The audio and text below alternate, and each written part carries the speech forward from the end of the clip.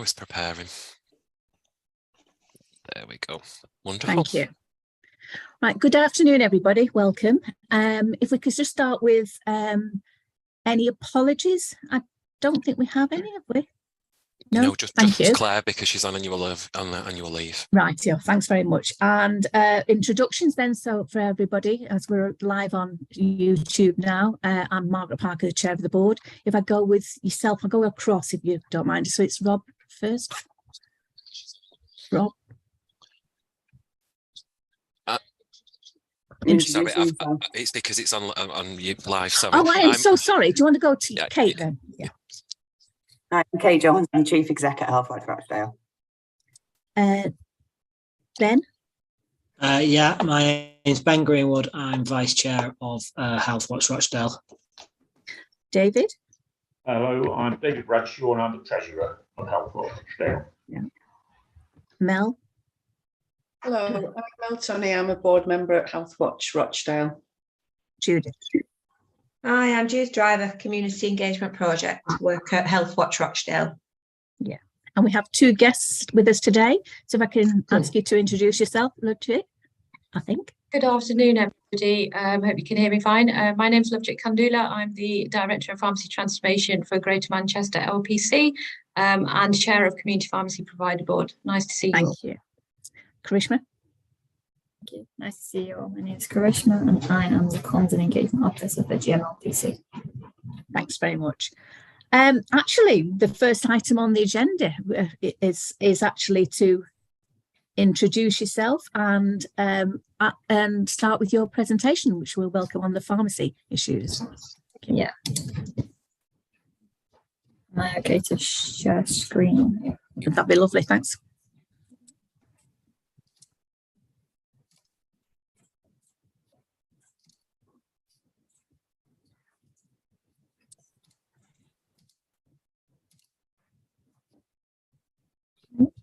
Thank you very much.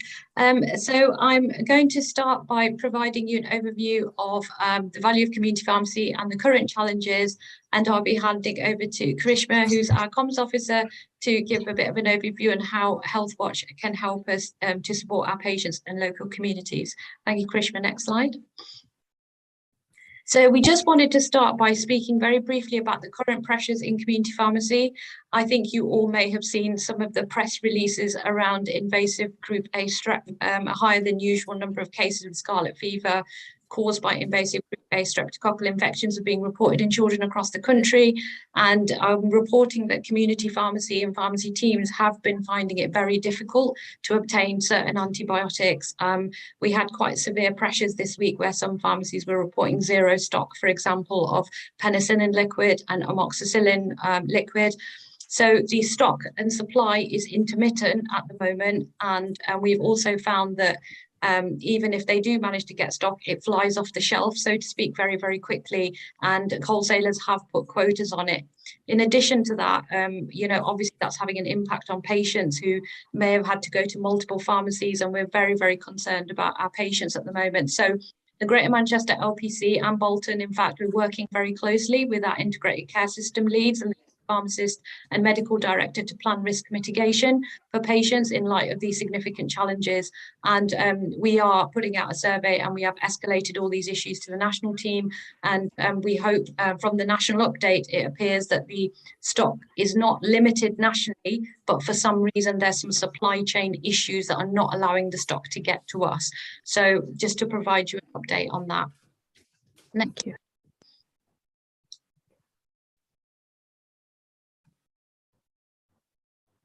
Thank you. So in terms of the ongoing challenges in community pharmacy, we have total funding that's set at 2.592 billion a year, but this funding has now remained flat since 2016-17, unlike general practice and our other colleagues whose funding has been boosted significantly.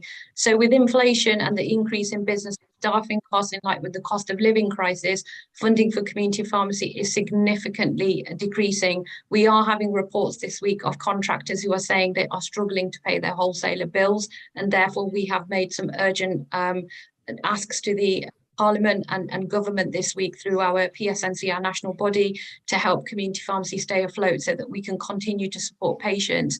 We are also experiencing some increase in wholesaler costs to obtain certain drugs. This doesn't just apply to antibiotics, but just to give you a perspective, last week, a bottle of amoxicillin, which is normally £1.32, was increased to £19.38 a bottle last week. And so you can imagine that if a pharmacy has to pay for 200, 300 bottles for 8 lines, that's suddenly going to really impact their cash flow. We don't get paid from government until 3 months after we make the claim. So this issue, significant risk to pharmacy survival, but there are emergency meetings going on nationally to address this, and 72% of pharmacies are forecasted to be loss-making by 2024 if things remain unchanged. So in terms of for Health Watch's purposes, raising this because we understand what a vital role pharmacy have for our patients and local communities as an accessible point of care, and we want to be able to maintain that because we understand the pressures on other parts of the system like the ambulance service and emergency departments and general practice.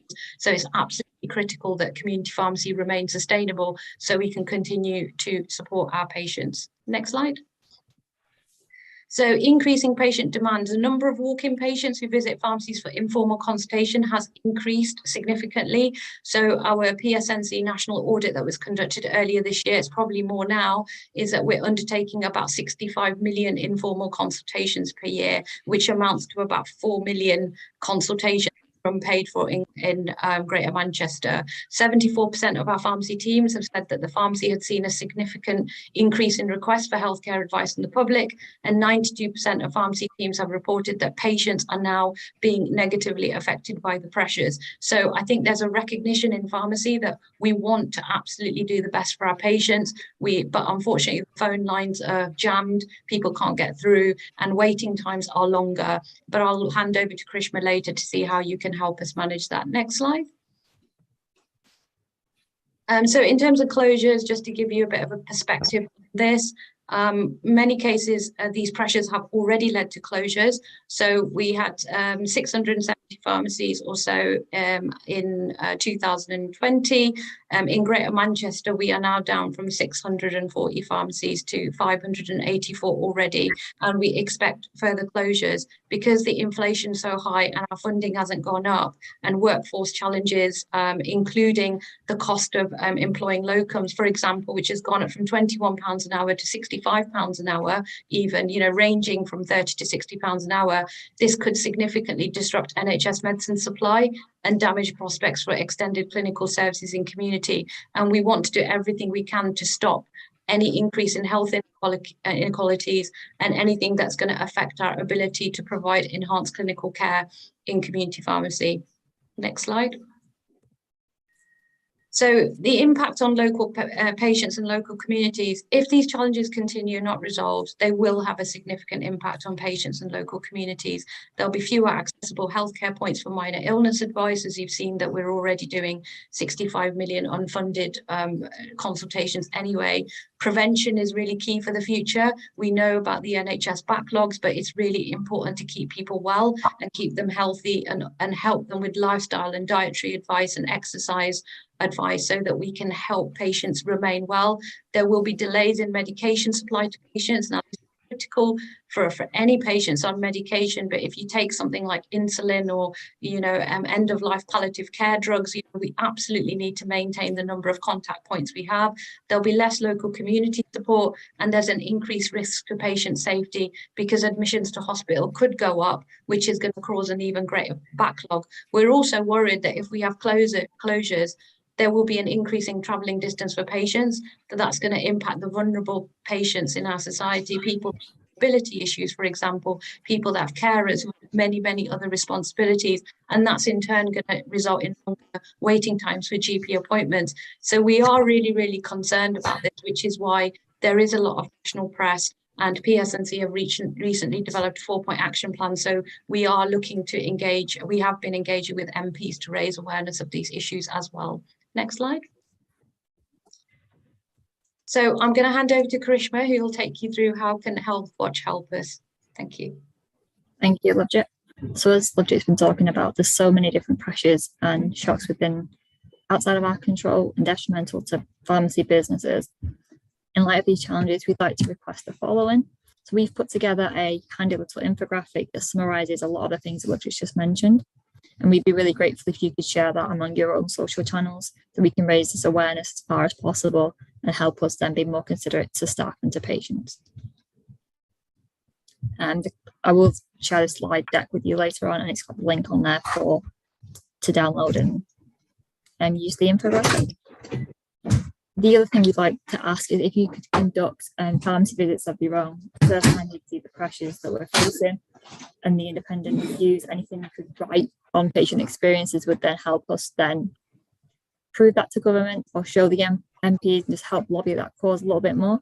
I've seen something recently you've done on dentistry around, not Health Watch Rochelle in particular, but Health Watch organisations have done something on dentistry. I think that's been instrumental in pushing that forward and getting that into the spotlight and getting that into the news. And now there's going to be reforms on the back of that. So we'd like that sort of an idea for this. It would be really helpful for all of our pharmacies in Manchester and specifically in Rochdale. And of course, like always, we welcome any other suggestions you've got for how we could help best support patients in our community.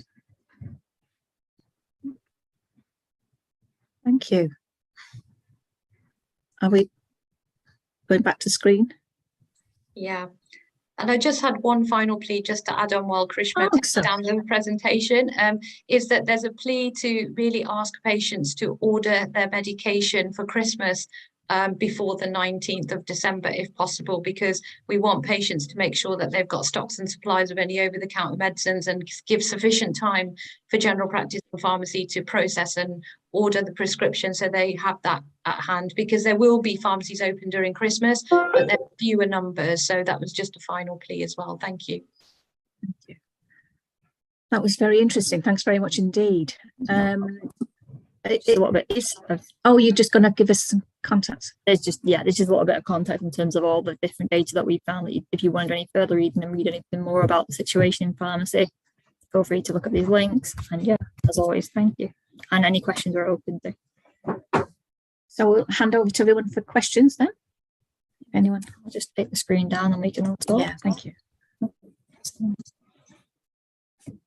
Anyone got any questions or comments? Yeah, right? sorry, Chair. I've got a couple of questions and a comment. So the antibiotic supply issue, in your opinion, how long do you think that pressure is going to last? And are you able to give a bit more detail about the mitigation for that? Did you mention something about there's current rationing in place? Probably not the right words to use. And just wondered what the criteria is determined for that. And my comment is, obviously, it looks like a pretty grim picture. And, thank you to all your colleagues for all you do. I'm sure as a board we can support how, as much as possible with this, and perhaps and this one's for the chair, something to discuss at Greater Manchester level as well. Thank you. Shall I answer that first, as to the best of my ability? In terms of your first question, which is around how long is this going to go on for, it's very difficult for me to comment about how long it's going to take, but I can assure you that Competition and Markets Authority now are investigating the issue. The HDA as well, the Healthcare Distribution Agency, are also looking at it and released a statement last night.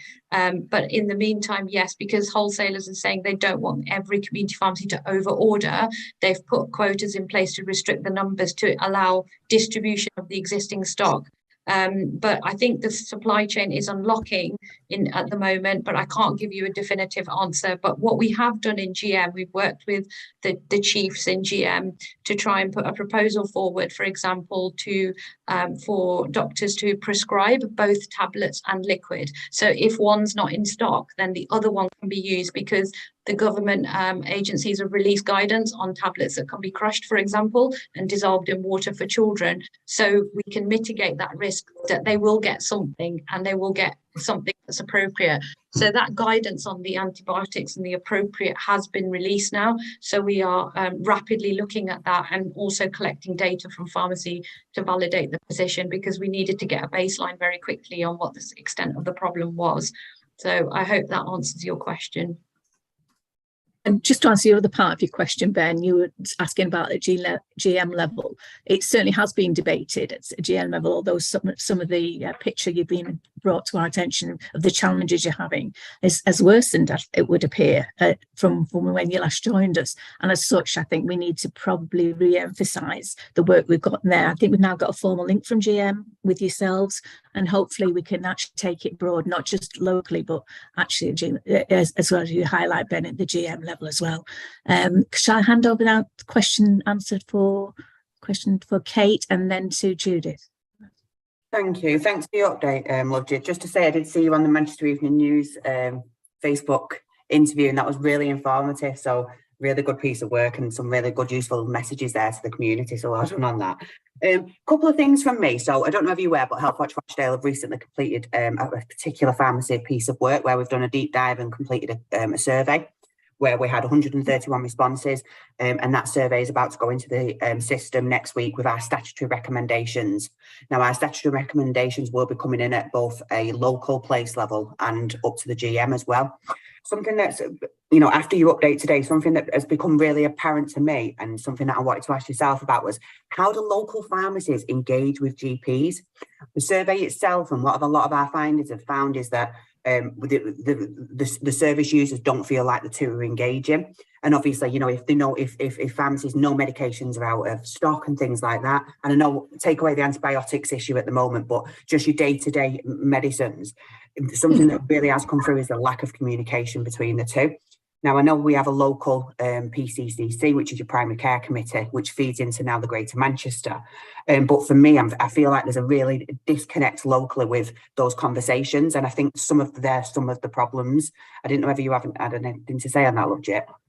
Yeah, it's an excellent point, Kate. And I think absolutely, you know, we have got certain things in our contract now, which is in the PCN DARES, which does encourage and establish a need to work closer together, whether that's the GP community pharmacy consultation service.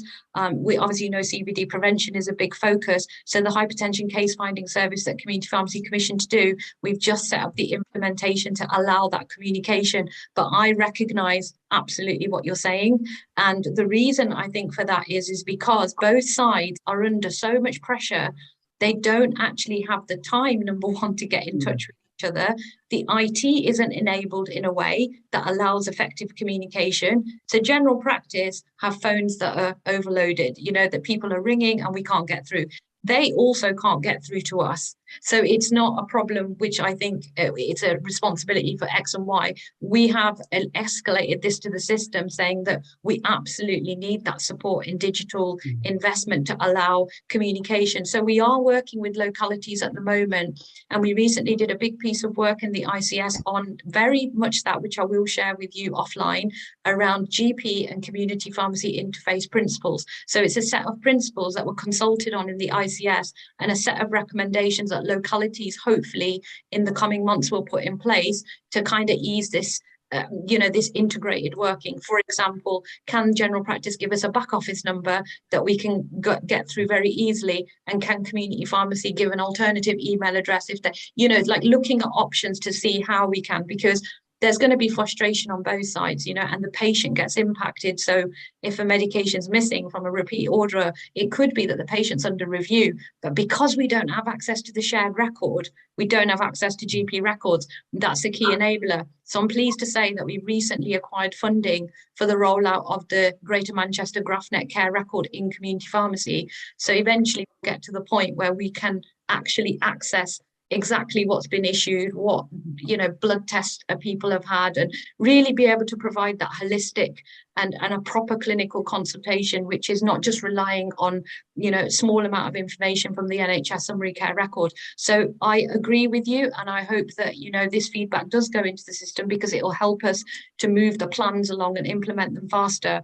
But we want to do everything we can to prevent any patient impact. So I don't think the pressures anywhere in the system are helping anyone. So we've got a very stressed primary care workforce at the moment. And I think frustrations do get high sometimes. I certainly get emails, and I'm sure I'm sending emails as well saying, can we try and please resolve these issues?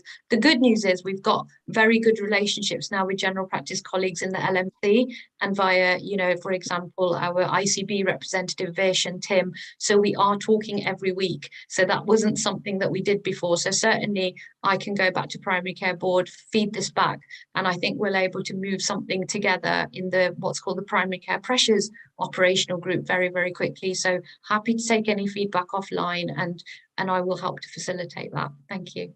Thanks, Thank you Lottie. very much. Sorry, I've just got one more, Margaret. Sorry, just in regards to your ask to us. So, obviously, we found our findings of our survey and the reports going in with our statutory recommendations to the system. So, a formal response has to be given back to us. So that's next on our agenda. In regards to the comms that you shared with us, as a Health Watch, we run a communication group within the borough, which has statutory partners and all the voluntary sector on. So, and that's called #TogetherRochdale. So we will make sure that those communications are shared with all our partners across the borough, so that, you know, it's a consistent message going out around that community pharmacy offer. So I'll get that sorted. That was it. It was just really to touch upon that. And then finally, just in regards to the ask around, sort of like, we have an interim view, which I'm assuming you're sort of like alluding to when you said about us coming into the pharmacies. So our findings have found that the minor ailment scheme is a big sort of rumbling area for us at the moment. What we're finding is I've received a list from commissioners at GM and locally, and it's quite an extensive list actually, whereas we've been told by residents that most pharmacies don't offer this service anymore. So we're looking more at a mystery shopper around those services that are saying that they are delivering that. With the cost of living crisis, I feel like it's really important in the Rochdale Borough. So that's something that we're going to be looking into in the new year. What I'm finding is the services that are providing the minor ailments aren't actually promoting it. So there's a lack of information in all of the pharmacies, really. And it's about how we turn that digital message into a physical thing that someone can see. And I think we've missed that a little bit, and we've stopped doing that during COVID. And I think we need to get back into the times of actually, let's visually see something. Let's get the leaflets in the GP surgeries, so people are almost knowing what to expect when they're coming to the community pharmacies to pick up those prescriptions. It's all about managing those expectations. But it'd be really good to pick up offline some of our report and some of our feedback that we have received. Thank you.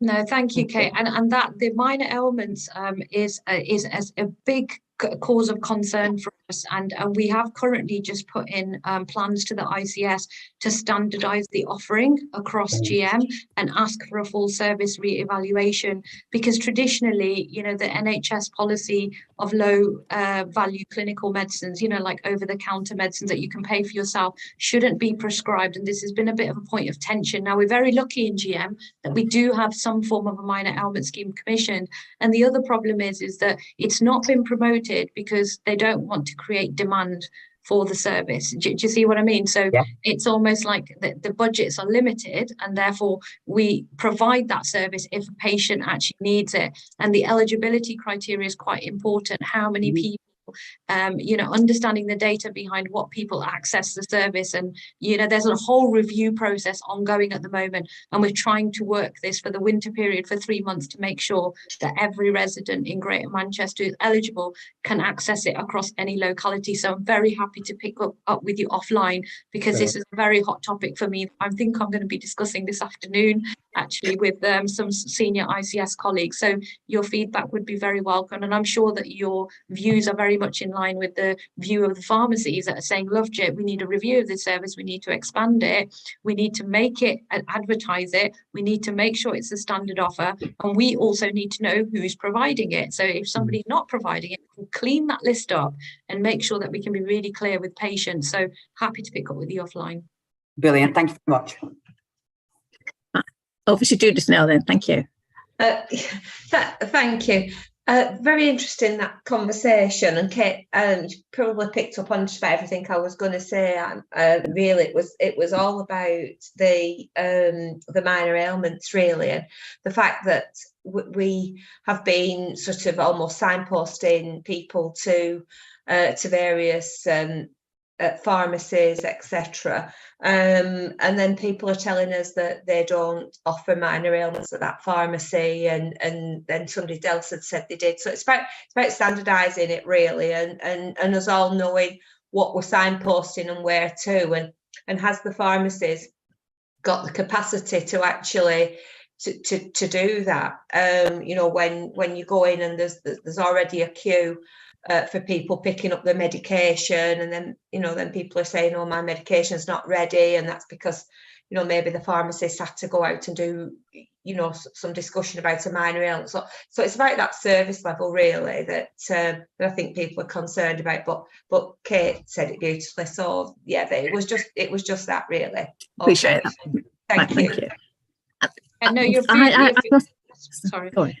I said your feedback is very valuable, Judith, and I think it's really important that, you know, your feedback is incorporated into the evaluation and review of the minor ailment service, because the view of the patient for me is the most important. And we know the cost of living crisis is significant. We also know that there are patients who are going to struggle to pay for their, you know, their medication, and we wouldn't want somebody to have to make a choice between a loaf of bread and some Paris. Do you know what I mean? It's a very difficult time, and I think also there is some operational work to do in the background. But I can assure you that our ICS senior leaders, it's a very hot topic at the moment. And just on a final point, that I have made a plea that if we've got services from community pharmacy, please can we try and standardise them across Greater Manchester? It's not an easy thing to achieve, but whether it's public health or stop smoking or a minor ailment scheme, I think having that visibility across the whole 10 localities to stop postcode lotteries and ensure all residents have an access to a standard offer, and getting that data together is really key to this process. So that's definitely conversations we've got ongoing through the primary care board with our ICB colleagues in terms of the future developments. Thank you. Just one question I had is that as part of the Health and Wellbeing Board, I've been hearing obviously about the needs assessment for this year for pharmacies, and there was identified already about some shortfalls, particularly in one area of Rochdale where they were making, not formally yet, but about to make formally a recommendation for additional pharmacy. Given what you've highlighted already, is that going to be a challenge to actually deliver for people, because they're already in those areas travelling long distances to go and get the medical support that they need? Yeah, I think the pharmaceutical needs assessment is a critical assessment, you know, that's done, isn't it, every 4 years. And I think if there is a gap in provision, as in what's it called under the regulation, we will need to do what we can. And if that means that another pharmacy needs to open there, then we need to encourage. But I think the challenge is going to be, given the current financial pressures and the difficulties contractors are having, I think contractors are probably more on the side of, we want to sell because we're working 14 hours a day and we can't make ends meet. We're pulling money from our mortgage to fund our business to keep it alive. So I think that, you know, absolutely, I think we can support with that, and you know, the LPC can work with you on seeing what can happen. But ultimately, there is a challenge there, I would say, Margaret, overall. Yeah, I got that impression from what you were saying, and I hadn't picked up quite so strongly as I have done this afternoon, not through any of the other feedbacks we've been receiving. Thanks for that very, very interesting input and highlighting some of the very difficult things you're having to deal with at the moment. Appreciate you coming along this afternoon. It's been very interesting. Thanks very much. Thank you very much for your time. Take care. Right. Is it then okay if we go back to the agenda proper then? The next item on the agenda is the questions from the public, and this is quite a challenge again, I'm afraid, this month. We've had questions through from the same person as a member of the public in September and October. I was going to try and highlight them, but I think we've also now got a number of questions that we've received in December, and it's 4 pages of typed questions, which is impossible to sort of highlight in any way. It's a difficulty for me in that I want to be open and as transparent as possible. But I have checked with Kate, and it's very clear that we are going to be publishing these questions in full on the website within the next 2 weeks. A significant number of the questions have actually been related to areas of the work that are about service provision or strategies or issues that are beyond Healthwatch. So we will have some challenges in terms of responding to this, or maybe having to pass on to other people. But if I highlight that there are 5 questions on waiting lists for access to mental health care, there's 4 questions and lots of scripts for borderline slavery on resident medical officers. There is several questions on Rochdale Public Board meetings and about the number of questions received in the last 12 months. And there are questions asked of us and support being asked of us in regards to the fact that there are restrictions on the questions that are being, public questions being welcomed at Primary Care Commissioning Committee. And there's one question around Tony Lloyd asking about people in Rochdale waiting over a month for GP appointments and asking for our support around that. And there are 6 questions that are directly for the board around our issues about health and social care, how we are asking about how we deal with that, involving local community groups, in particular list of those hard to reach groups. It's asking the questions about our budgets and what has devolved to us from the commissioners and how we are making our decisions in our local priorities. So it's going to be a challenge, but we'll try to get to deal with these, but it's unlikely that these will be fully responded to before the new year. And I think it's just needed to be acknowledged that as we're going forward. Sorry about that. So if we can go to the minutes then. Everyone had a chance to review the minutes? Yeah. Is everyone okay with it as an accurate record? I'm seeing nods, so sure we're okay. And is there any matters arising from the minutes at all? Anyone wants to raise? No? Thank you very much. So if we go on then to approve the minutes and acknowledge there's no matters arising and move to the action log, please. Is that going to be coming up? There's no actions on the action log. All right, thank you. All complete. Sorry. And declarations of interest. Is there any declarations of interest? None. Thank you. And so could I go on to the next item? We're moving quickly now to the advisory group report. I think, Kate, you're leading on that.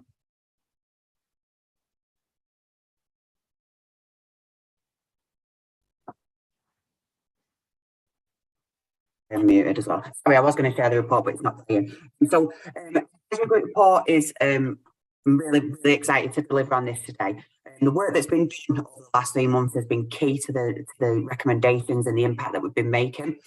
The report itself, it highlights the key areas of work which has been identified through our trends analysis with the advisory group, which is our PPG work, our local menopause survey, our pharmacy survey, our Alkington hub engagement, our GP website reviews, our care home feedback campaign, and our interim views.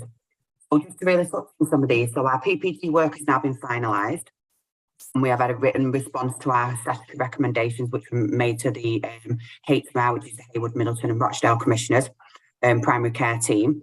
They have come back and identified that the PPGs are contractually meant to be up and running, and therefore they are writing to all GPs to say that their PPGs need to be up and running for the 1st of April. So massive impact and massive outcome there. Healthwatch Rochdale are currently in the process, and it will be sent out next week, in providing an information document, which is really for the practices themselves to understand how to run a PPG, how to, look at different ways of doing things, whether that be virtual meetings, face-to-face, really changing things up around PPG, using some of the new NHS guidelines that have coming out. So there's going to be quite an informative leaflet going out, booklet before Christmas. In the new year, what we are going to look at doing as well with the primary care teams and GP practices is looking at supporting a recruitment drive for PPG members across the borough. So we will push it out there with our contacts, a lot of our mailing list sign-ups have an interest in health and social care and things like that. So for me, really promoting the voice of the PPGs and asking people to sign up and giving, that practice, the voice of the service users is key. So that's going to be another area that we're going to be doing and helping those to recruit in those areas. The report around the menopause survey is currently in the system, and we're just waiting for our recommendations back. So the key recommendations there were around the health and social care sign up for the menopause. Kite Mark to say, there's policies in place and it's a workforce sort of policy. Also, we're in the process of creating a leaflet. We're just waiting for someone within the health and social care arena to step forward and support us with this leaflet to really get information out there for ladies across the borough about, you know, where they can turn to, what support they can look for when it comes to the menopause and perimenopause. Next, we've got the pharmacy survey, which up on a little bit during Lovejit's update. So the pharmacy report is finished. I'm just finalising the recommendations, and as I've stated, some of those recommendations will go up to the GM footprint as well. So really broader piece of work here. As a whole, the pharmacy survey was really positive, which is, you know, good to be able to share with you guys. It's just lack of communication and lack of information to the patient, and that is where some of the issues are then escalating. And what we're finding is, and it's something that's been picked up by the advisory group, is patients are getting angrier with, you know, the reception staff, the people that are serving them behind the counters. Patients are getting angry, and I think it's a lack of communication. And I think it's something we're really keen to address. You know, we know things aren't perfect and far from perfect, but actually, you know, the individuals that you are dealing with on a daily basis, they're dealing with loads of other patients as well. So just being patient and understanding and knowing that there's formal routes to make complaints rather than taking out on that one individual that stood in front of you at that moment in time. I think that's really key. So the pharmacy report will go in by the end of next week. We've got our Alkington Hub engagement. The survey is now live. So this was previously the moving on report, where it was the Alkington service and like a respite service for people who'd had brain injuries. So the Alkington Hub is completely, and we're looking at what health and wellbeing services can be in there. This is almost like a final process to this engagement, and it's something that the advisory group are really keen to stay close to. Next one is our website reviews, and this is an area where it's a massive piece of work. It never seems to stop.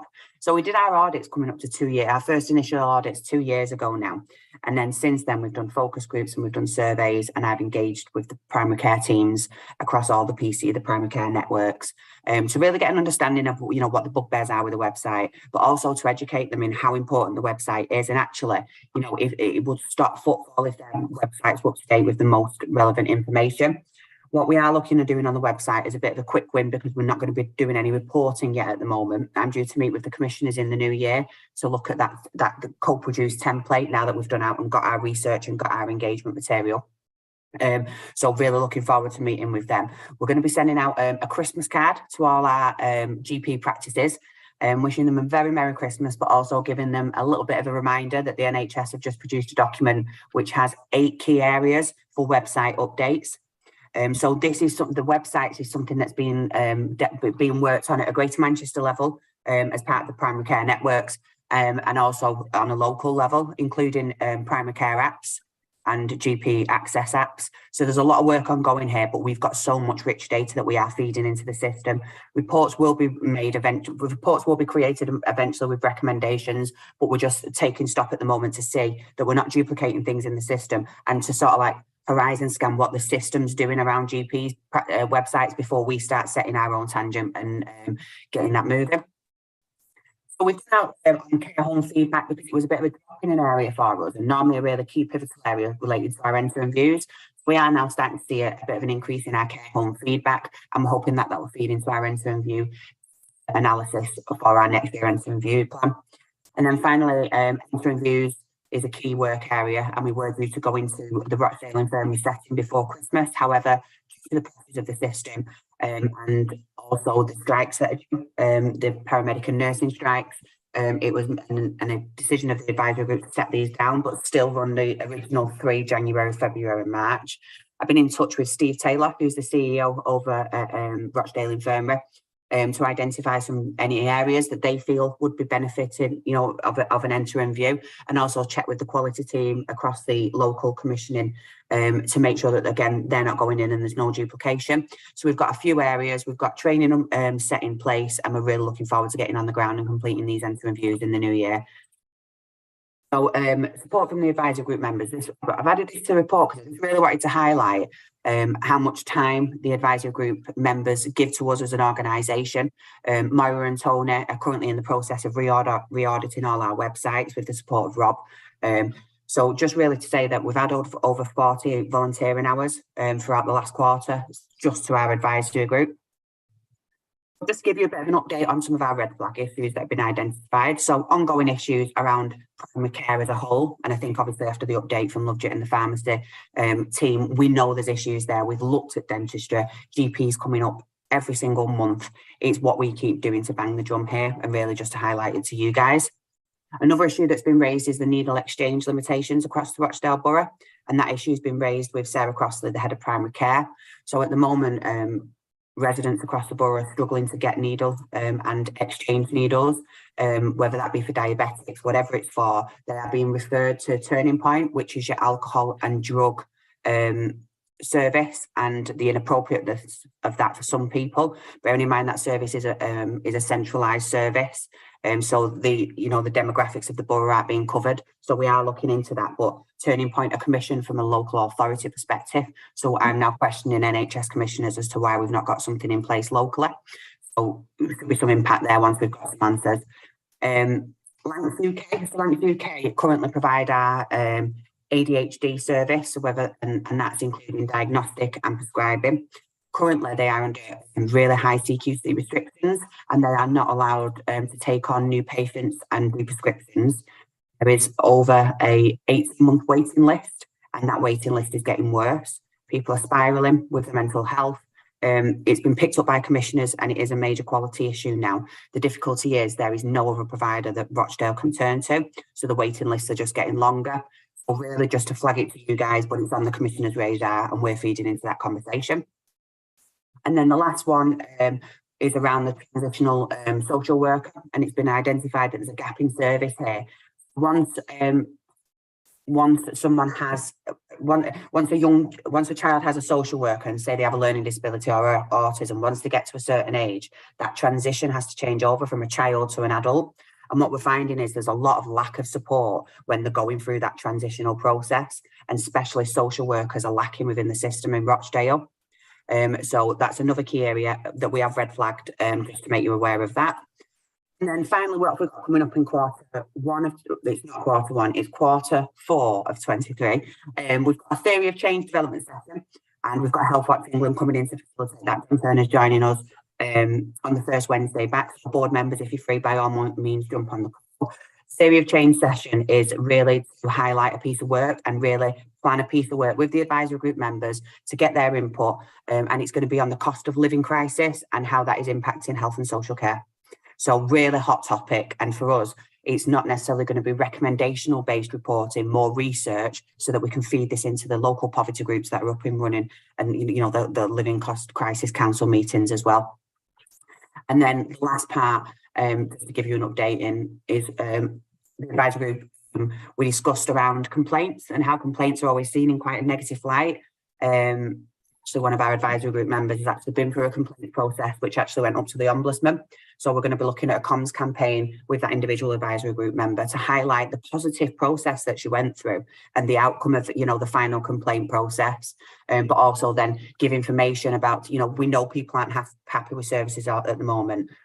So letting them know how they can raise their concerns, I think is paramount at the moment as well. Oh, that was quite a long update, but that's our advisory group report for this quarter. Like I said, I can't thank the volunteers enough for turning up every month, going through our data, supporting us, and additional stuff away from that meeting as well. They really are an amazing bunch. So I'll take any questions on it. Thank you. Thanks very much, Kate. As you say, quite a detailed report there. But if I'll just hand over to my colleagues to see if anybody has any particular specific questions or comments that they would like to make. Judith, did you want to come in? Yeah, it's only a comment, Margaret. It's just to say that just recently that when I've been doing the information advice and signposting, there has been such a lot of people talking about the waiting lists for mental health diagnosis, and also for children's mental health diagnosis with CAMS, etc. So it is quite a big topic, really. It's quite a worrying one. I find it quite worrying, really, when we've got one lady said that she'd been told, and her daughter was 6, and she'd been told it was going to be well over 12 months before she could see somebody. And it's quite a concern. Worrying. Yeah, absolutely. Yeah. Thanks a lot, Mark, for that, Judith. If I hand over to Ben then. Thank you. Yeah, thank you, Chair. Just to echo the comments, really good report, and a big thank you to our advisory group for all the work that they put in. And just to support Kate on the comms campaign for looking at how to make a complaint and the process and the positive resolution from it, because I think you're right, Kate. I think complaints of there's a feeling that what's the point of complaining, or what's the point of going through these processes? No one ever listens, no one ever does anything, so I'm just wasting my time. So which is, that might be the case sometimes, but I think you do have to actually put it to paper. So I'd really welcome doing something on that, and any help I can give, I'm happy to support. Yeah. Margaret, can I just come back in? Yes, sure.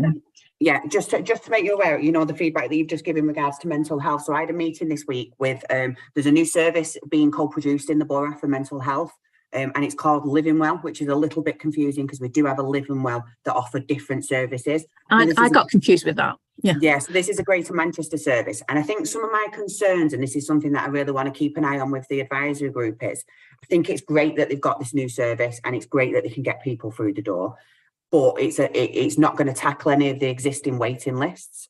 So for me, it's a bit we're creating new things without dealing with the problems in current existing service provider stuff. So I'm really keen to see, once new providers are coming into the borough, what's happening with, those existing waiting lists, because we should see things going down if they're able to start trialing through them. Excuse me. So I do want to keep a close eye on as part of the advisory group work that we do, to ensure that, people are being seen, and it's not just a pretty new service that actually isn't doing much to help the people that really need it. Well, thanks for that. I appreciate that update.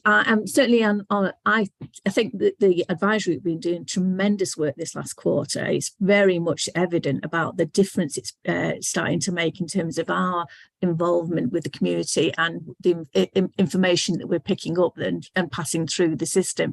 And I would hope that, all the board members would join with me in saying thank you very much, and passing on a great appreciation for all the hard work they've been doing over the last months, as well as the staff team, of course. Thank you then. If we just move on to the next item, if that's everyone comfortable with that item now, thank you. If we go on for the quarter update, HWR quarter update. Thanks. And I think it's you again, Kate. I'm afraid you're working hard today. I am. I'm going to do the update on behalf of everyone today. So we're doing a quarter 3 update. So do bear with me because I am covering people's areas today. First of all, it's hard because I have you all across the screen, so I have to keep wiggling you around so I can see the full presentation. So information around our information, advice and signposting. So our information, advice and signposting, exactly what it says on the tin. We have set locations where we are every month across all of our townships. They last 2 hours, and it's a chance for residents to come and talk to Judith on engagement, gather feedback, complete surveys. And Judith's been out and about throughout the borough over the last 3 months, gathering lots of feedback and really getting to know people. And getting to see regular faces, as well as engaging with our stakeholders within those areas. So really pleased about this information, advice and signposting is going. However, what we are finding is in certain areas we're not getting the foot flow coming through to be able to engage with people. So Nye and Judith have been spending some time and put a paper together to review how we can maybe mix that up a little bit in the next quarter and moving into quarter 1 of the new financial year, to ensure that we are really hitting the grassroots of our communities within our set townships and neighbourhood settings. Some key quarter highlights from an engagement perspective. So a lot of virtual attendance at meetings, our grassroots, which is our voluntary sector lead organisation, Action Together run that. We've just joined up to the Women's Network again, and the Safeguarding Partnership's been key. In person, Nye and Judith have been out at the Voluntary Sector Partnership, the Bain Forum, LGBTQ Network, and over at Champions Hall. And again, that was an information, advice and signposting. We attended an event at the Carers' Rights Day, which was at the Touchstones. We had our stakeholder event in September, which was a really positive event where we had a lot of people coming through the door to give us feedback, see what we're about, comment on our new strategy, that was what was out for engagement at that time. So a lot going on, and our face really being seen from that engagement perspective. We've done raising awareness sessions, which are different to our information and signposting sessions in various cafes and within various organisations across the borough. And that's us being invited in to let people know about what HealthWatch do, and then trying and pull some feedback out of them as we do that. So we've got our Youth Watch, which has been busy as always, system-wide participation and engagement strategy development workshop. Our Youth Watch has dipped off a little bit these last couple of months. We are putting it down to the earlier nights and kids just being back in school. And that's something that we need to look into the new year. However, we've still had a really positive response on our Youth Watch 100. And we have brought a new member into our Youth Watch group. So although they're not attending the meetings, I don't know whether that's topic or of conversation. We're not too sure, but me and Nide have had a chat about that, and we're going to look at how we can revamp some of that to give them that depth back to bring, their concerns to the table. And then it just really touched upon training. We've had lots of training this last quarter, unconscious bias, disability awareness, and that's really relating to the Freddie Award, which we were awarded in the summer, which categorised us as the 11th out of 100 top organisations around the that Freddie Award, and yeah, so really positive. And there's been some training on that with our staff and volunteers. And also HealthWatch England, we're doing some work with them around our board and recruiting and training our volunteers as a whole. So just some pictures of engagement. As you can see, we've been really busy this last quarter. Some really positive pictures. Great one there with the mayor and some lovely feedback, which isn't something that the engagement team get very often per se. So to read this out, a big thank you to HealthWatch for coming in. Lovely to have you. It was very informative session with plenty of brilliant resources for staff and service users. I just really to say thank you to both Nye and Judy for their ongoing work, being out on the ground, especially in this cold weather, Judy. It doesn't go unmissed, and we can really see it within our statistical breakdowns. So just some figures around that engagement. So we've held 18 sessions across the Rochdale Borough for our information, advice and signposting over the last quarter. 23 sessions with various volunteer sector groups, professionals, service users, giving an update on what we do and gathering feedback. Attended 7 external forums. We've completed 3 surveys. Events, we've done 1 internal, which was obviously our stakeholder event, and we've attended 7 other events across this quarter. We've done 3 internal training, which is more based around our Freddie stuff. 1 external and 1 as a host, where we've delivered training on behalf of HealthWatch England, but I'll touch upon that a bit further down the line. And then focus groups, we've ran 3 focus groups, particularly in line with our Menopause Matters work. So as you can see from that slide, from an engagement perspective over the last 3 months, we have been really busy, and we're really getting out on the ground there, raising our awareness and seeing that influx in feedback from it. So moving on to volunteers. So currently at the moment, including our Maternity Voice Partnership, our Youth Watch 100 sign up, and all our other volunteers across the business, we're looking at over 60 volunteers within the organisation, which I think is a really key figure for us to really shout out about.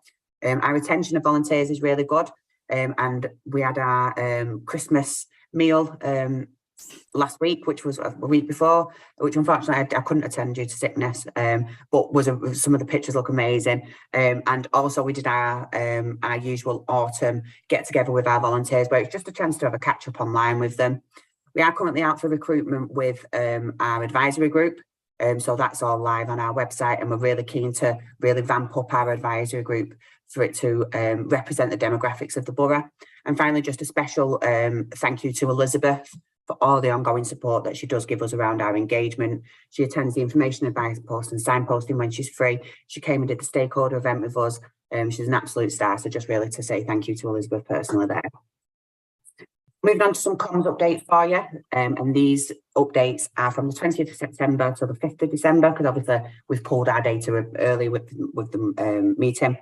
So as a whole, we've received 2,636 visits to our website, which is a 10% decrease from the last quarter, and a 4% decrease in relation to people. I'm not too sure what that means, also I'm not going to go into that in regards to visits and people, so we'll have to check up on that. So top page visits, so we had 877 visits to our homepage, accessing services online around GP stuff, 566, and 215 share your feedback. Now, what would be interesting, what we are looking at doing is the share your feedback page, we are not receiving 215 pieces of feedback within the last quarter. So what we need to look at is, why do people go to our share your feedback page and then come away from it without giving our feedback? So we need to do a bit of work there. And as they're cancelling away, we need to look at how we can revamp that. Just to make you aware, we do have a new website that's just gone live this last couple of weeks. It's a Healthwatch England led project, but we are the first 20% of the health watchers across England to participate in this. And our website is now up and running and live. So by all means, take yourself over to the website. You'll see a few changes there, a bit more accessible. Where do our website visits come from? So 39% of our visits come through organic search, 26 direct within typing Healthwatch Rochdale, and then 33% via our social media. So that's when we put something out there on social media, they click a link and it takes us to our website, and then 2% via referrals. Posts over the quarter. So some stuff on the LGBT Foundation and the Pride in Practice, which we've got really good relationships with and we've worked with before in making sure that practices sign up to the Pride in Practice.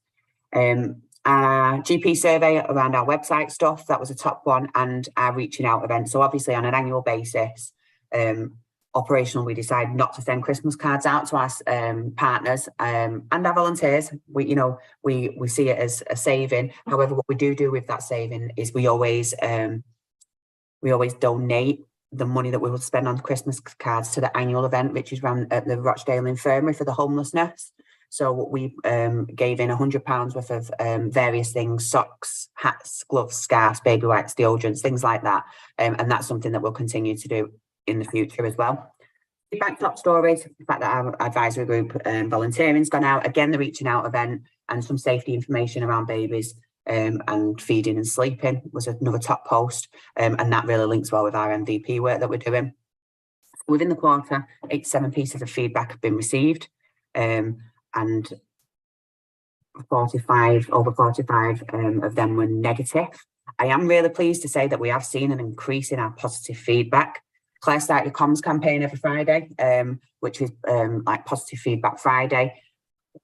As a system, it's really difficult for me to keep going to meetings and banging drum on all the negative. We need to start pulling out best practice, and we need to start highlighting the good comments that are coming through. So as a team, I'm really pleased to see that we have received that increase in positivity. We've completed 3 surveys this quarter, which has been really busy for us. So really pleased to say that we had 135 responses on the menopause, pharmacy 131, and GP websites 339. So signposting, where we're sending people. So we've done 51 signpostings from within those dates. And just bearing in mind, this is a little bit short just because we've only run this data till the 5th of December. This would be higher normally within a quarter. So the top 3 are Rochdale Advocacy. So that's for complaints, NHS complaints support, maybe Care Act support, social care support. You've got NHS 111, NHS Find a Dentist, which is still a big issue for us locally. We still get a lot of calls about dentistry. And then patient services always over at HWR. So I've just thrown this slide in. I've been through this, so I'm going to skip over it, but it's just highlighting, the red flag issues and what's coming up for the next quarter. So I'm not going to go into that too much detail. So the strategic working. So what have we been up to? So internally, I've been personally working on governance, process and flow with the board. So really looking at what our strategic meetings look like, what our subcommittees look like, and doing some work to really streamline things and ensuring that, we're not doing more than what we need to, and ensuring that you guys as board members and volunteers within the organisation aren't giving more time than what's necessary to, to the delivery of the contract. We've also been working on a new strategic plan. So we engaged around phase 1 of our strategic plan at our our launch event, and we got a few comments back. So that's going to go into phase 2, and I'll give you an update further on in the presentation. Myself and Naomi, in line with the new strategic plan, we've been looking at our comms and engagement strategy. Now, we do currently have a communication strategy in place, but it's not aligned and doesn't have much engagement in. So what we want to do is take that comms strategy in line with our new strategy, add engagement in there, and have the 2 sort of like documents with a golden thread through them. And then finally, we've been looking at reporting as an organisation. It's really difficult for all that we do to get all our information out there, whether that's to you or external. So we've been looking at a team as how we can streamline some of our reporting to ensure that the board and stakeholders are receiving you know, the most important information, but also getting a grasp of everything that we're doing as a team during that month or quarter. So from an external perspective at strategic level, there's been a few events that I've attended around development and being that wider system development. So I attended a GM event this week in Salford, which was really focusing on the people and communities and looking at setting some key engagement principles at a GM level for all future pieces of engagement work, and really looking at the principles and what the asks and offers are. So that was a really informative day, and I'm really excited to see what comes off the back of that. Another development area has been with our local reporting. So it's been established the routes in which Healthwatch reporting will be delivered into the health and social care system of Rochdale now. So I attend a quarterly safeguarding strategy meeting where an initial report will go in, and then that will then go to several various other meetings for review, and then it's delivered at locality board. And it's a really good step in the right direction, because we have a seat at the table at the locality board, and we're also going to be feeding our insight in over the every 3 months as to what we're doing, what we're working on, and what the buzz areas are. So I just need to sort of like get that into a picture for you all, because I think you'd understand it a little bit more as like a flowchart picture of where our information's going in, because the key thing for us is how we manage our impact. So it's great that we've got a local report going into the system, but it's the so what. I'm highlighting things. We can't have it that nothing's being done at these meetings. It's the fact that we're holding the system to account on the concerns that we're raising. So I'm really keen to report that I've got really good mechanisms now and set meetings where that reporting is going into. Next, we've got some national work. So I just wanted to touch upon the work that we do with Healthwatch England. Sometimes I feel like it gets lost in some of our updates. So just really to pull some of our national work out. We are currently, we complete, I think it's 2 national communications campaigns every year to support Healthwatch England with their data intelligence. So at the moment, we've got a maternity national campaign, which is live around mental health support during maternity services, and that's for both male and female. We've got Naomi today actually has again been asked to deliver a Healthwatch England volunteering masterclass, which is an excellent piece of work that she did it last year, and it's a commissioned piece of work. So now goes and gives an update on the brilliant work that we're doing with our volunteers. So we've been back to that this morning with over 30 people on the call and some really good conversations and some excellent feedback from Healthwatch England for nice support on that piece of work. So brilliant that we are recognised for our work that we do around our volunteering. Getting on board, this is a Healthwatch England recruitment piece of work, and again we're receiving some funding for this. And what Healthwatch England are doing with an outside organisation is really looking at supporting operational staff and members of the current board to go out and do sort of like work prior to going out to recruit for board, looking at our skill sets. So it's sort of like three months worth of work, which Ni's involved in. But by the end of it, come January, should be really in a strong point to go out and recruit for our board. So again, really pleased that Healthwatch England have brought us around the table to develop and deliver in some of this work. And then what I've already alluded to, the theory of change session. So John Turner is going to be joining us on I think it's the 4th of January to facilitate that session for me. He continues to support our work with our advisory group. I'm really keen to, get a bigger understanding of how we utilise our advisory group in line with our decision-making policies. So impact. So I thought it'd be good just to throw a few of these up here. So you said we did. So you told us that PPGs are not up and running and that was a concern. So what did we do? Well, we went and completed a deep dive. We've completed a report with recommendations into the system, and the impact is that the commissioners have told general practices that the PPGs have to be back up and running for April 23. That means, and we're going to help with the recruitment drive. So massive impacts for us there. Something else that you told us there's a gap in a service relating to people with a learning disability and transitional social care. So we did. So I attend a local ladder meeting, which is around learning disability in particular. So I fed this into my local quality meeting, and this area's work has now been added to the work plan for review. So they're aware of it.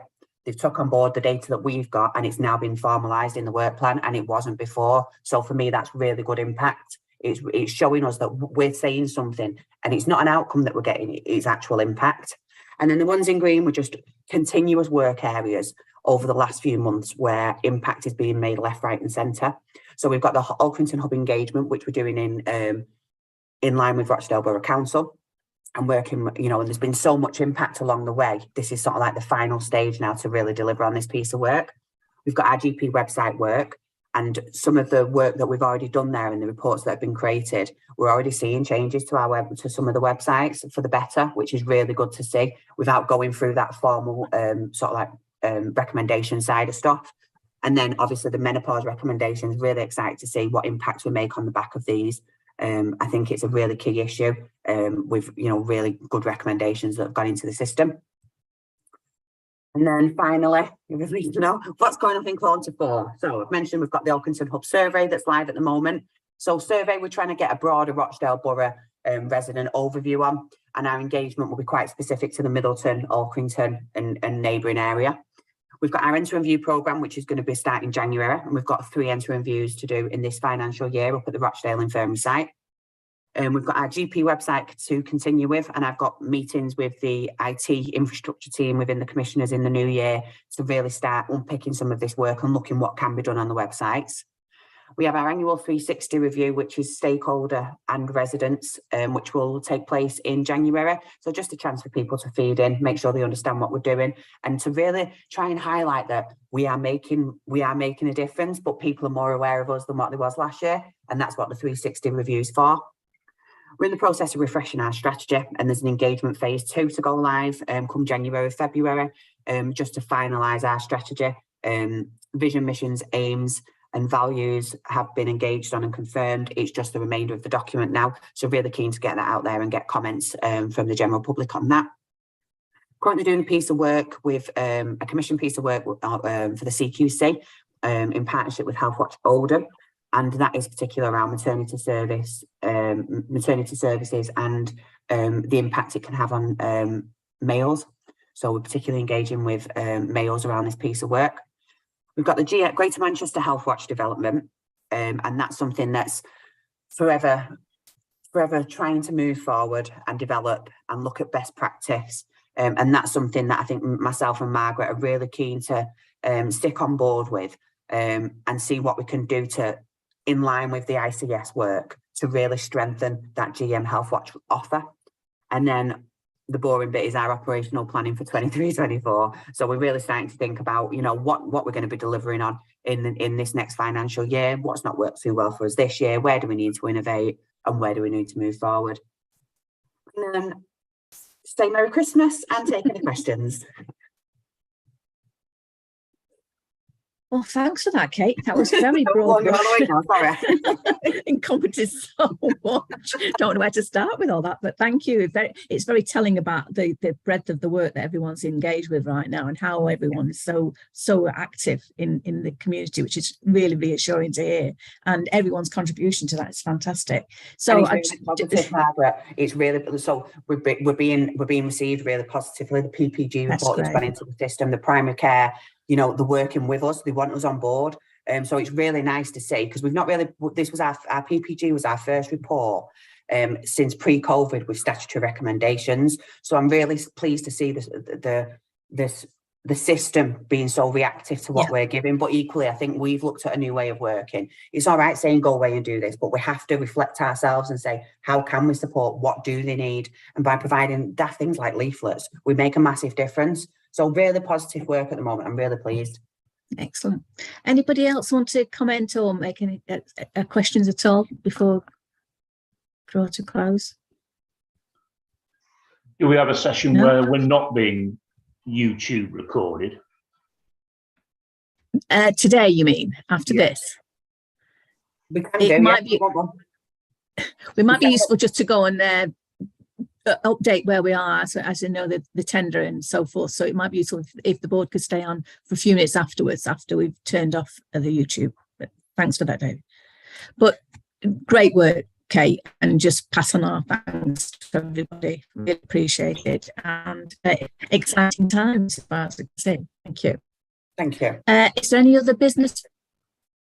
Any other business? Not picking anything.